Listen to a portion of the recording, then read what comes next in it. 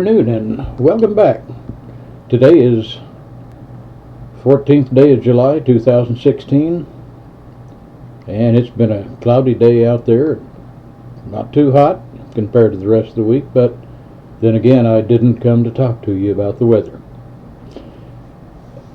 I got this from a friend of mine, Rick Ishmael, is a retired Marine that keeps a pretty good eye on the courts and what goes on. He found this article in the Raytown Times dated June 15th, 2016, so it's about a month old. It wasn't when I got it. I dallied around with it for a while. By the time I got around to reading it, I was angry. You wouldn't find this in the Kansas City Star, or the Kansas City Star TASS.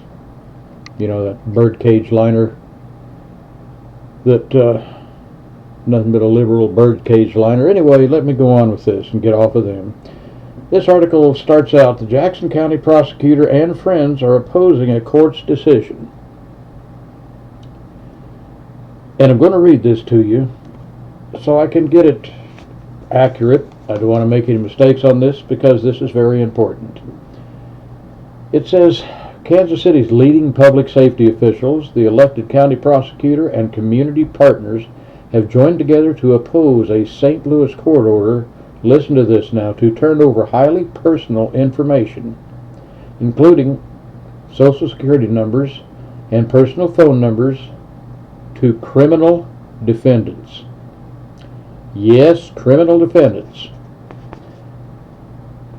Jean Peters Baker, the Jackson County prosecutor, held an interview, and she said, we want to protect victims and witnesses rather than expose them to potential harm just because they have participated in our justice system.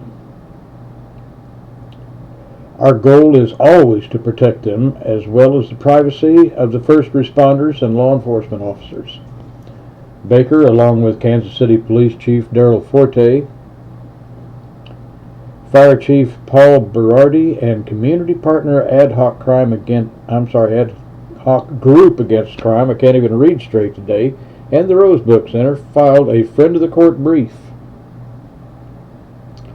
stating that the court's requirement that personal information of crime victims and witnesses be turned over to criminal defendants violates their constitutional rights and threatens the public's safety, and also jeopardizes the prosecution of dangerous criminals. Now, I can't see anything good coming out of that.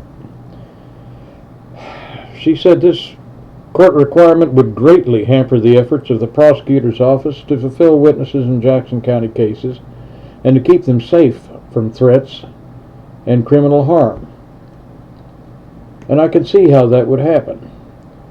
Future cooperation of victims and witnesses in future criminal actions against dangerous criminals could be jeopardized as well under the ruling. Under this ruling, any individual who cooperates with the police by simply answering a question of a police officer is not warned in advance that their highly personal information will be turned over to a defendant, and they have no opportunity to challenge such a disclosure.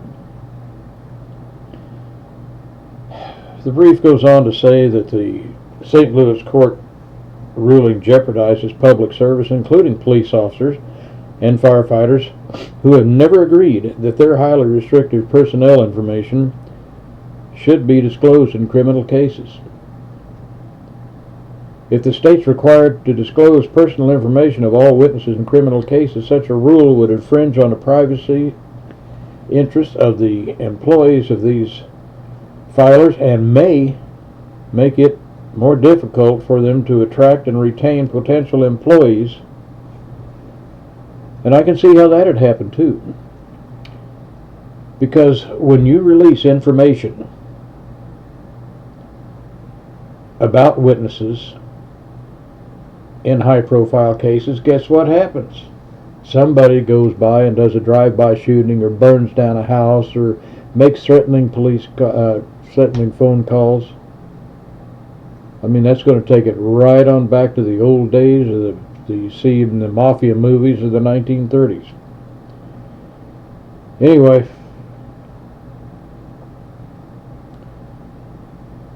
This ruling came from up around the St. Louis area, where you remember Michael Brown, the thug that beat up the store owner and did the strong arm robbery and then tried to take the policeman's gun and ended up getting his ass killed.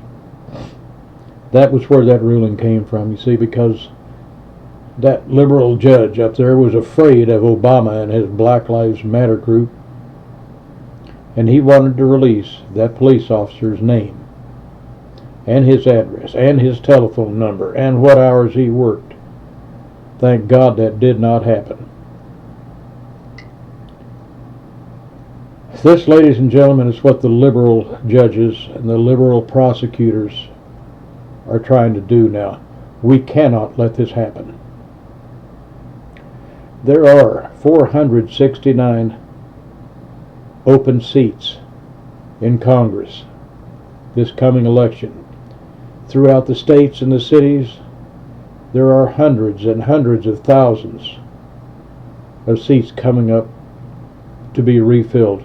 Don't refill liberal seats. We need conservative people in there so that we can get our country back. Anyway, it's my rant for today. Have a great day and come back and see me.